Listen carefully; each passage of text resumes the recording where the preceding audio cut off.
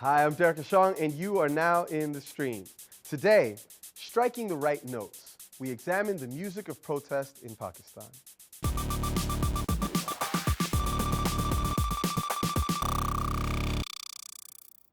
Our digital producer, Ahmed Shahab Al-Din, is here looking out for your live feedback. As always, tweet him using the hashtag AJStream.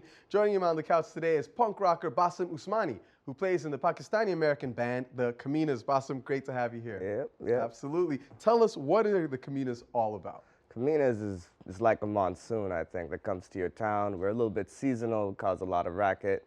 4 guys from the East Coast of the USA, Pakistani parents, just playing some crazy garage rock, basically. Now, you guys come out of the Taquacore movement, because I met a bunch of your bandmates at Sundance in 2010. Yeah. Tell us what Taquacore is all about. Well, Taquacore is like a way of owning up to who you are and also where you are, as far as I see it.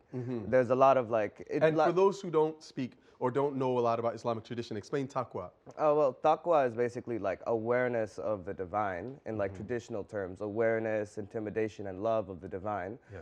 But the way that we kind of took it to mean is it's more about like our origins coming into play and really taking punk rock back to its rightful owners today. Yeah. A lot of punks are not happy about the fact that they're kids with Muslim backgrounds playing their music, but I think we should take it. I love it. I love it. It's a very interesting concept, basically, and you use the core. That's a way of talking about all kinds of different types of rock music, whether it's like thrashcore or sure, hardcore. and like core, like, I mean, core is like, people have always used it to mean breakdowns or like something like that, but they miss the fact that it's actually about the nugget within the music, exaggerating that, taking like the one aspect of it that resonates and just turning it up to 12.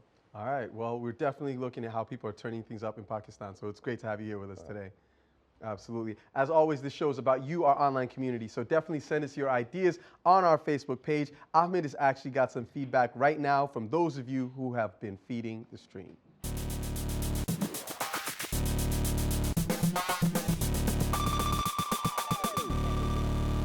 So they were discouraged by their last attempt to break Israel's blockade on Gaza. So organizers of a new international aid flotilla have been planning for months, but kept it all under wraps until early Wednesday, when a flurry of tweets using the hashtag Freedom Waves emerged online. Now, as you can see on this map right here, this is Trends Map. In just one day, the conversation has really expanded across Europe, across parts of Africa, and even into Asia. Now, the 2 boats carrying pro-Palestinian activists are now in international waters somewhere in the Mediterranean Sea, and it's already headed to Gaza. Now, the Canadian boat, Tahrir, and the Irish Saoirse boats got permission to leave from southwest Turkey on Wednesday after saying they were headed to the Greek island of Rhodos. Now, the Tahrir is carrying $30,000 of medical aid, as you can see right there, and both ships were part of a previous attempt to break the siege on Gaza in July that was stopped when the Greek government intervened. Now, by not publishing information about their plans before sailing, they basically managed to reach the international waters. Now, let's look at this tweet from Asa Winstanley. This is just one of many. He says, "Keeping Freedom Waves a secret until today was smart. It undercuts Israel's ability to sabotage and spread disinformation, as happened last time." Now, the convoy is not expected to reach Gaza's coast for a few days, but when they do, they're sure to be confronted by the Israeli Navy. But in the meantime, organizers have created this Google map for those of you who want to track the boats. Let's have a look. You can see there's 2 ships right there, the Irish ship and the Canadian boat. They're right now right off the coast of Rhodes, where they've taken a turn to veer towards Palestinian waters on the coast of Gaza. Now, it's also worth noting that this could be the first time an aid flotilla reaches Gaza under Prime Minister Benjamin Netanyahu's watch. In 2010, Israeli forces killed 9 activists on board another flotilla, the Mavi Marmara, as some of you might remember, including 1 U.S. citizen. So we'll be keeping you posted on this story as it develops. For now, let's take a look at some other stories that we're following here in the stream.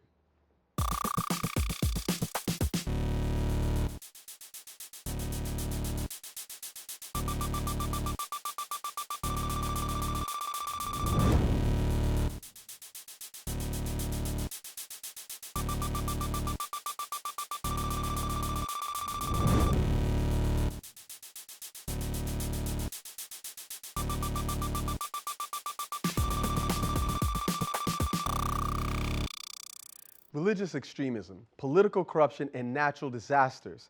Some would look at Pakistan and say that the country is going through some very trying times. But now, young Pakistanis, tired of the ongoing violence, are taking a stand. Just last week, a young band called Begarat Brigade, or Dishonor Brigade, became an internet sensation with a satirical song that poked fun at what it calls the misplaced priorities of Pakistanis.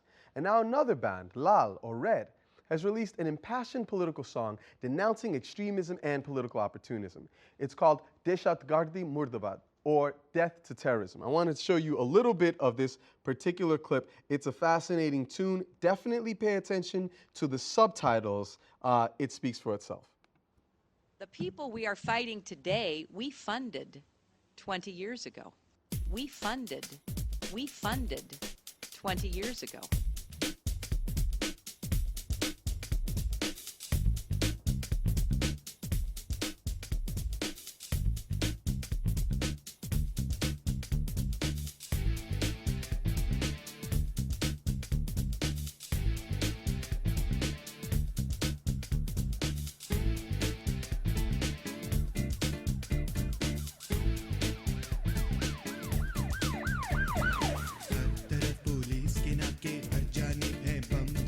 चहल चले लहू लगा के औरतों पे घोड़े चला के इस्लाम का नाम लेकर बाजारों में बम चलाएं बच्चियों के ये स्कूल जलाएं मिट्टी में इज्जत मिलाएं अमेरिका के चमचे सारे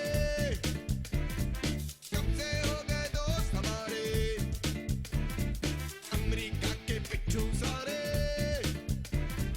कब से हो गए यार हमारे मिलकर बोलो दहशतगर्दी मुर्दाबाद ये दहशतगर्दी Now, joining us now on Skype from Lahore is the man behind this video and the band Lal, Taimur Rahman himself. Taimur, welcome to the stream.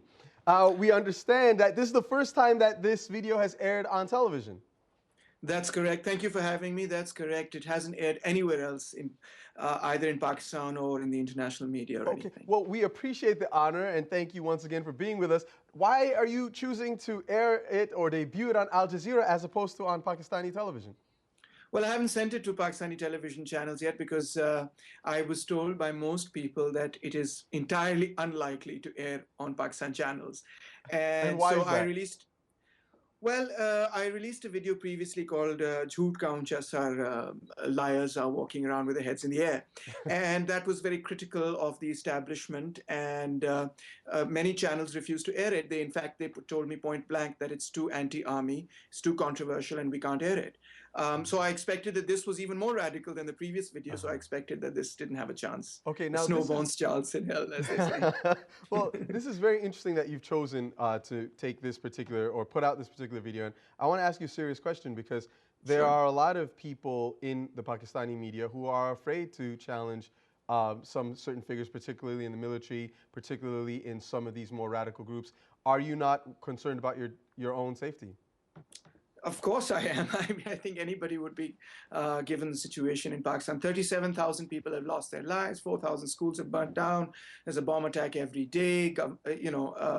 Anybody that speaks up against these people, especially if they belong to northern areas, finds themselves in a lot of trouble. And in fact, just last month, my own family received a threat of a similar nature. And so my mother in particular was quite anxious, and she said, be careful, maybe you should release this, etc., etc. But I felt that it was important for us to speak out, and if we didn't speak up now, we'd be overwhelmed by what is essentially a fascist movement. Now, I want to actually bring this to you, Basim, just talking about, because we did post a question to our community before we started this, and we asked them, music is being used to challenge corruption and extremism in Pakistan, can it work? And we have this tweet here from Aiden 1990 who says, yes, because music has always been a big part of Pakistani culture, not just urban, but also rural. Now, I'd ask you, Basim, as a punk rocker, we've read that there's certain elements of Pakistan that want to diminish the use of music. So talk to us about your impression of the role of music in the culture. Well, I mean, Lal's a good example. I mean, they've got Habib Jalib, famous poet, wrote in multiple languages, and he wrote poetry that not only could be interpreted politically, but also very personally. And I think Pakistan has got that culture where our personal is our political. Even Faiz Ahmed Faiz, what he's written, A lot of it, like, it sounds like, you know, it's between lovers, like, arguing, but it's actually between Pakistan and Bangladesh. So this is not a new thing. Okay. But at the same time, I think that it's been suppressed a lot, and that's because of how explicit music has become. Yes. And it's time to be explicit. Well, I think this is definitely, Lal's music is definitely explicit, and I think this next tweet speaks to perhaps it should be even more so.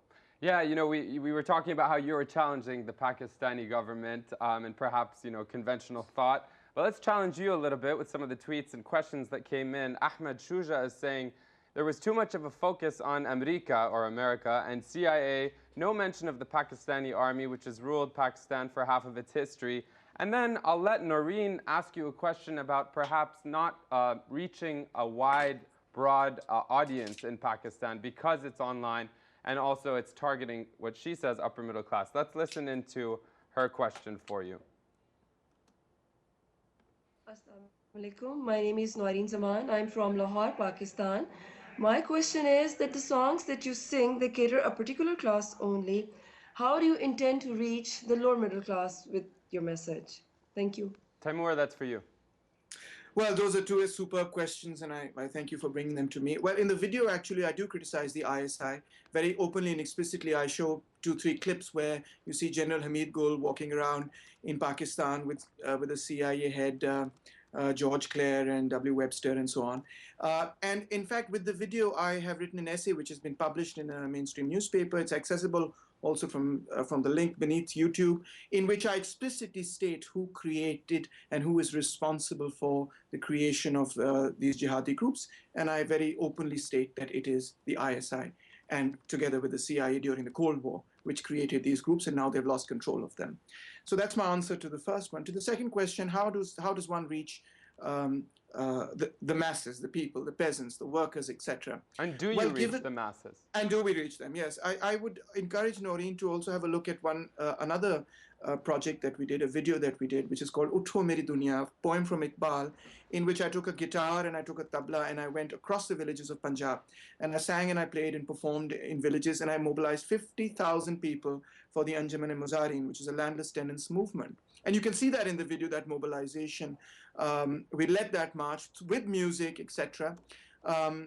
It was stopped by the police. All that action is visible in that video. So in a situation where channels will not play our music, we put it on YouTube and then we go live. We go to the people with our message, and we just have to work hard at it. But in a situation where perhaps channels and radio and television channels do play it, that also can be a very powerful medium to reach ordinary working people. Now, I want to bring out another idea, and I'm going to take this to you, Taimur, and then I also want to get your thoughts on this, Basim. This is a tweet we got from @Skubaru on Twitter that says, again, we asked, is music the most effective way to criticize extremism and the politics of opportunism?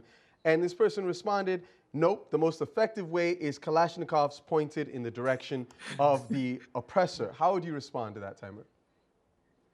You know, I have to disagree here. I mean, I think, you know, the ideological work has to come before anything else. The political education is a prerequisite for any action. Then everything else can take care of itself, whether one requires a violent physical confrontation, political action, economic action, whatever. At the very beginning, we have to be aware of who is responsible for what, how did this happen, when did this happen, how do we deal with it. That's the first step. Then the second step comes. At the moment in Pakistan, what we see is a situation where there's a number of political analysts, figures, intellectuals, and musicians that are in somewhat of a denial that all of this is really happening, that Pakistanis and Muslims themselves are doing this, and all of this is really actually not some giant conspiracy coming from outside the country. You know, I'll take names. Ali Azmat and Zaid Hamid have been sort of propagating this view quite openly on television and so on and so forth, and many others have as well.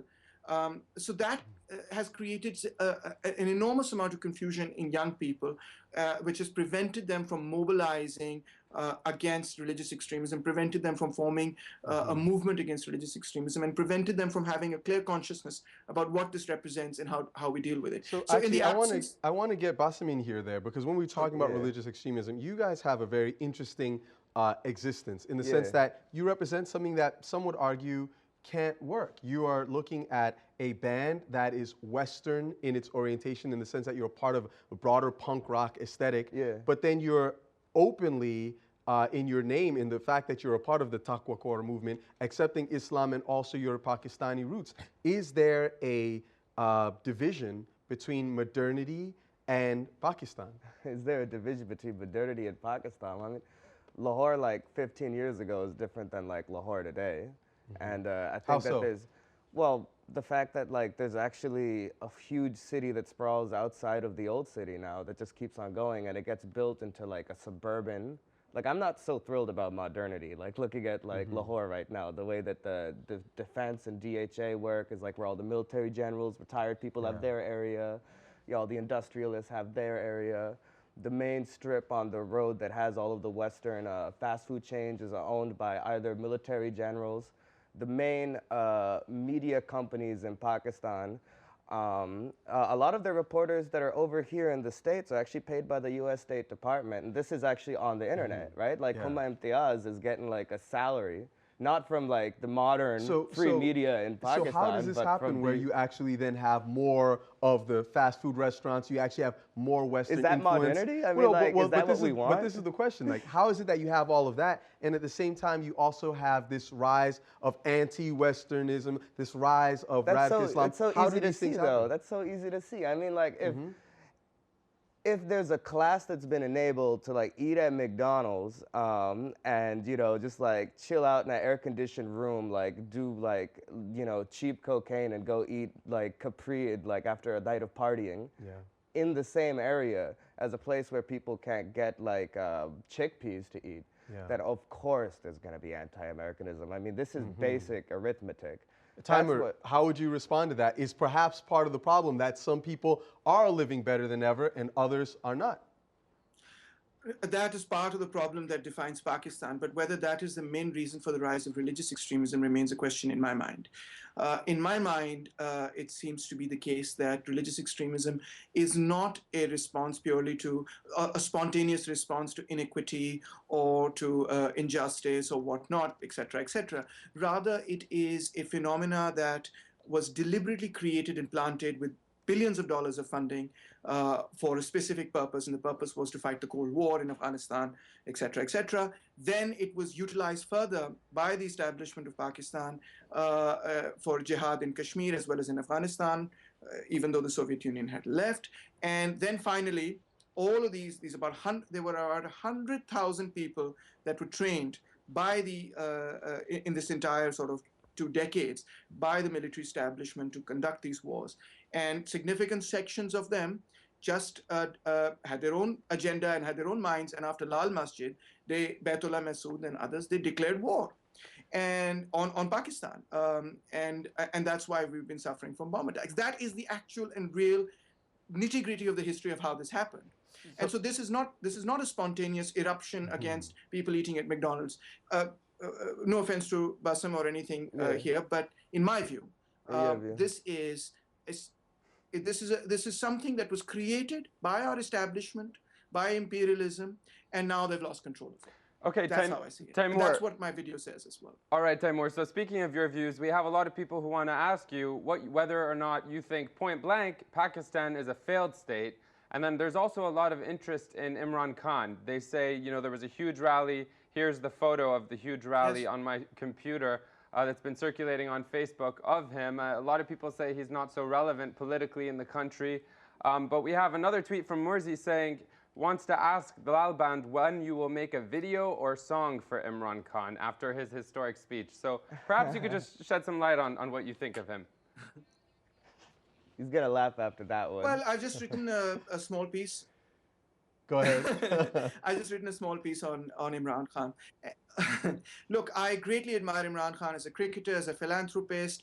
He's a natural born leader. He commands a lot of respect. He's done fantastic work. He's a go-getter. He gets what he's a very successful person. He's got the drive and ambition to be successful, and I deeply respect him for that. When he fought against military dictatorship, I supported him. When he was under house arrest, we built a huge solidarity movement for his release in London, etc. I was at that time doing my PhD in London.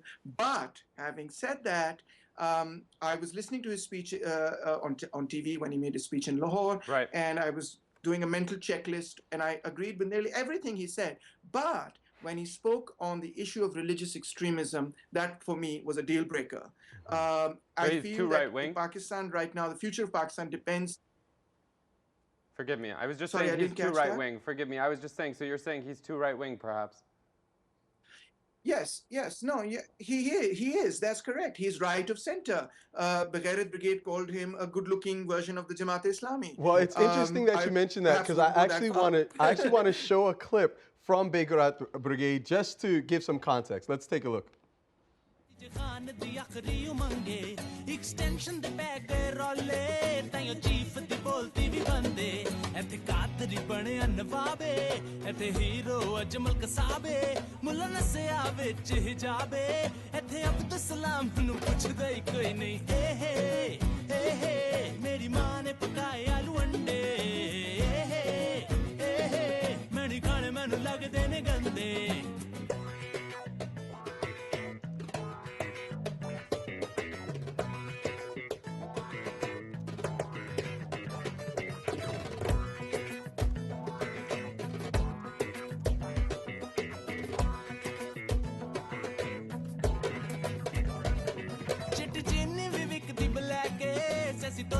लग गया जैके black water दी नहीं कोई tension इथे अंदरों ही होंदे अटैके जिवें मर्जी पका लो रोटी ओ तवे तो रहंदी है छोटी जिथे चुन चुन मारन डाकू उथे पुलिस दी चोरी नु फड़दा ही कोई नहीं So now this band is asking why Pakistanis think it's right to lionize men like Ajmal Kasab, the surviving gunman of the Mumbai attacks, or Mumtaz Qadri, who assassinated Punjab Governor Salman Taseer for his opposition to Pakistan's anti-blasphemy laws. They also make a very interesting comment in that they say that Pakistani Nobel Prize-winning physicist Abdus Salam is forgotten because he's from the minority Ahmadi community. So, Taimur, I want to bring this back to you. Do you think that these ideas are representative of the average Pakistani? Do you think that the average Pakistani supports people like Qadri to the expense of people like Abdus Salam? No, I don't think that even Brigade meant it for the average Pakistani, quote unquote. They did mean it, however, for a situation that is developed as a result of the structure of power. I've also spoken to Ali about this, etc.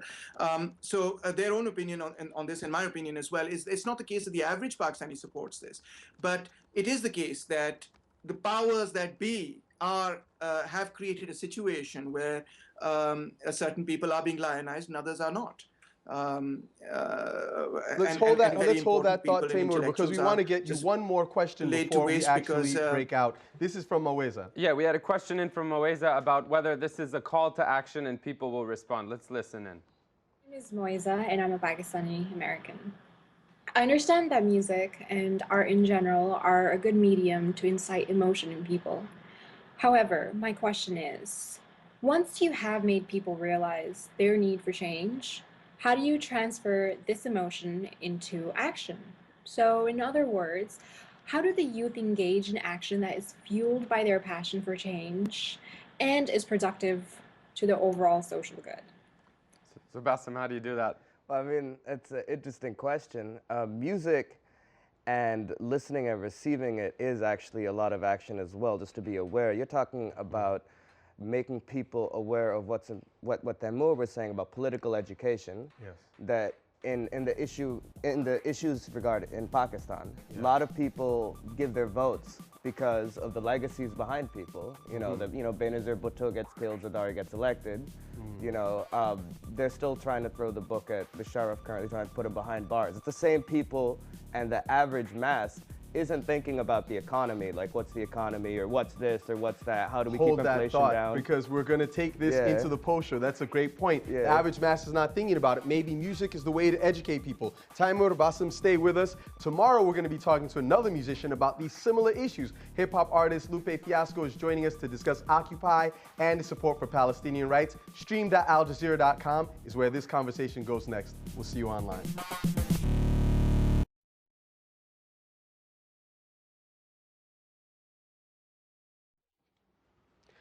Hi, you're back. We're talking about Pakistan and the music of change, potentially. Now, Basim, you're making a very interesting point just now about how music and listening to certain kind of music is an act of resistance, potentially in itself. Continue. Yeah, one thing I'd actually like to see Lal and Brigade do, and I'm not in Pakistan. Okay.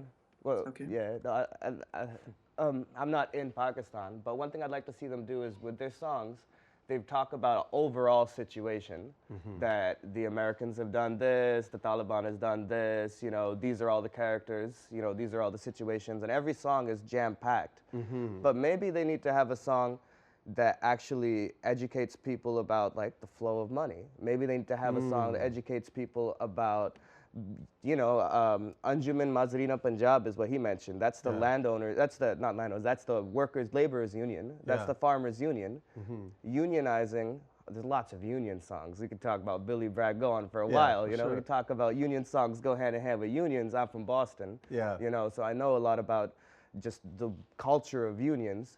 And I think that in Pakistan, it's a similar situation where like with a meeting of music and culture and activism and this and this connection between people like Taimur Rahman and Brigade with maybe, hopefully, average Pakistanis at some point. Maybe that collusion is what we need. Well, this is great that you brought up that point, because I think we can bring it right to the man. Joining us now via Skype is Ali Aftab Saeed. He's the lead singer of the band Brigade. Ali, thank you so much for being with us. Thank you for inviting me. Okay, so Basim has just made a very interesting point about the kind of issues, how music can be used to educate Pakistani people about issues at hand. What are you trying to educate the people about? Yeah, our upcoming songs will elaborate it further. Actually, the thing is that the situation is in Middle East is very different than the situation here in Pakistan. You see, we don't need as bigger revolution here as there was needed there. You see, the thing is we have a democracy here. It is a limited democracy. It is not the actual democracy what it should be. But since our army makes the foreign policy that we have, and since our army somehow manages to dictate the elections in a way that they don't let any party take majority in any province, so that they are not sufficient enough to make decisions on their own, and they're always dependent on the army. So that's what we're trying to change. Actually, we have to support our politicians. You see, the problem here is that media gives a very bad impression of politicians in Pakistan, because media somehow gets played into army's hands as well. So the way what happened with Hugo Chavez, if you remember, army couped there as well, but people of the country brought him back. So what we need to do here is that we should give support to our politicians, so that they know if the army takes over, or if they want to dictate their foreign policies or anything on them, the support of the people is behind the politicians. Well, speaking of the people, we actually have a lot of our community members commenting on this topic right now. I want to get some more of their thoughts in. Yeah, you know, one theme that's come out of this conversation is that what Made in Macrobia on Twitter is saying, if a message is strong enough, Ali, she says it will reach all the places it needs to reach. And then she has a hashtag death to terrorism. Now, you're both nodding, but then Hani Arif wrote this, saying security concerns take away promotion through concerts, so creating awareness about their music is only possible through the net. So when only 10% of the country, you know, has internet, that's the internet penetration, is that a big obstacle in terms of trying to get that message to the people? For you, Ali, what would you say? And then I'd love your thoughts as well. Yeah, we thought it is an obstacle earlier, but after releasing this video on YouTube, we have this poster at the end where it says, if you want a bullet through my head, like this video. So the like this video phenomena is for the internet people, and that is where we were supposed to release the video. That is where we released the video in the first place. But then again, because the song itself was catchy, people start singing it, it became an anthem, it became hit. And when it became hit, the TV channels here had no option but to air it. So it's a chain reaction. How about you? What do you think? Well, I'm surprised daily about the types of people on the internet that I see like commenting on YouTube. I'm surprised on like maybe even on like a minute-to-minute basis. When we first put up the Caminos songs on YouTube years ago, there would be lots of comments from punks. Being like, how can you be Muslim? How can you be punk? Like, who are these people trying to bring, you know, Sharia law to the USA? And all this stuff didn't get the sarcasm. Then came a bunch of more comments from our friends. You know what I mean? Being like, oh, that's my boy on, you know, he's great. Then came 6 pages of Pakistan versus India comments that I never expected, where like everything is like, this band is Pakistani, they're awesome. And then these other guys like, no man, they're Indian, and the song they're covering is Indian. And it's like, total rhetoric, vitriol, 6 pages, 6 pages of it. It's just weird because I always like identified as maybe an American. So it's really interesting to me that all these people are like jumping on YouTube, and it made me think that there's a lot more people on the internet in Pakistan than any of these statistics anyone thinks. There's a lot more really people. Interesting Every person's got a cell phone. And that's only a matter of time before cell phones are enabled with the internet. Absolutely. Well, this brings up an interesting point. What do you think is the role of the Pakistani diaspora in all of this, in making change on the ground? Give these guys our support, give them our love, and you know, scrutinize what they do. Give people like Taimur RahmanThumbnail Brigade like a distant kind of like, because we got it a little bit easier. I mean, there was a bomb threat by my hotel today, but I was still put up at a hotel at Al Jazeera, you know, like these guys are like living in a different situation. So I think it's important for us to be supportive, and like for the first time, we have a Pakistani American music scene. We're all American, we're in the bigger bowl of American music, but we actually have a connection to them. And that's a sort of a new thing. Before they used to engineer pop bands like Vital Signs, some med student stops going to medical school. And I have a question though. We have a tweet coming in from Shaiva Dalal. You're talking a bit about, you know, wealth inequality in some of your points. And Shaiva am I going to get busted for hypocrisy right now? No, I'm not trying to bust anybody. Just drinking Starbucks this morning. No, but it says most of those activism videos are only seen by moderate packs. Who use Twitter and YouTube. It fails to make a change where it needs to. I mean, isn't that true? I mean, I know you're talking about people having cell phones and that people have access to the internet perhaps more than the statistics show, but he's saying or she's saying that they're moderate in their political views. I don't think so. I think that the average person with access to the internet in Pakistan actually is probably like urban and middle class. And I think this urban middle class phenomenon is not a new phenomenon. Like, I mean, my grandfather was urban middle class, you know what I mean? Like, it's in my own family as well. But they actually tend to be a little bit to the right. You know, they might watch like Justin Bieber, but they still love like Mustafa Qadri. Like, you know, like they could like go over like, you know, my relatives, it's got this mix. There's a great Twitter quote from this guy called Kala Kava that said that if Facebook bios are anything to go by, the main cause of Islamic extremism in Pakistan is watching Twilight. Because everyone's like Facebook page is like a pro Mustafa Qadri thing. They all like Twilight. Oh my God, this is fascinating. So, I mean, Ali, what would you say to that? Yeah, actually, the thing he said about the whole Pakistan-Indian thing, the actual reason behind our keeping this name Brigade came to us because of this whole lot of political analysts who are called Ghairat Brigade, the honored brigade. So you see, they're the people who wants to teach America a lesson, who wants to crush India, and who wants to make Afghanistan their 5th province and all. And our approach was to go against them. So now what has happened is, if you go to our page on Facebook, there are a lot of Indians who have liked that page, and there's this whole discussion going on. Indian people discussing their problems with Pakistanis, Pakistanis discussing their problem with Indian. It's all dialogue, it's all discussion, it's all peaceful. They all love each other. But Ali, let me ask you a question on that front, because you talk about this fifth province of Afghanistan potentially, but you know there is an existing Pakistani province, Balochistan, where there's a lot of conflict, and they feel that they are an independent people, and we see a number of tweets from them all the time about their pursuit of their own rights in Balochistan. Do you feel like there's an internal discussion about that as well?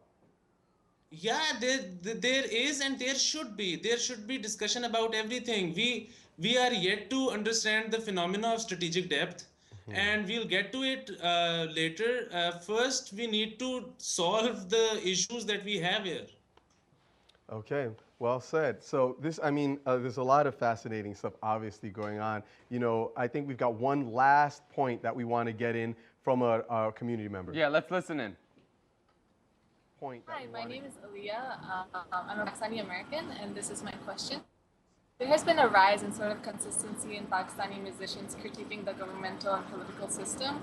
Imran Khan has also used these songs in his rallies. I was wondering if you think the persistent inadequacy of Pakistan's government, coupled with these voices, is actually influencing people towards action or activism. So what do you think, Basim? Do I think that people are actually being convinced to be an activist? Yeah, I think that one thing that definitely changed with us was we get called a Muslim punk band. We don't particularly like it. We don't particularly, I'm gonna be real with you, I don't really like being called a Muslim punk band or a Muslim punk band leader, leader of this Muslim punk phenomenon. That's not really like what I'm about. But at the same time, it is important that for once we're proud of who we are, and other people around us who are like also from the same background want to like take up drums, bass, write music. Definitely music begets more music. Absolutely. And I think that music is really hard to ignore. If it doesn't get played in a Pakistani TV, it gets played on Al Jazeera. It won't get played on Al Jazeera, find it on YouTube. So I think that we're talking about quantity we don't yet understand. We're talking about this new, like most people in Pakistan listen to music off their cell phones. Songs go viral from people going cell phone to cell phone. This is a whole new game.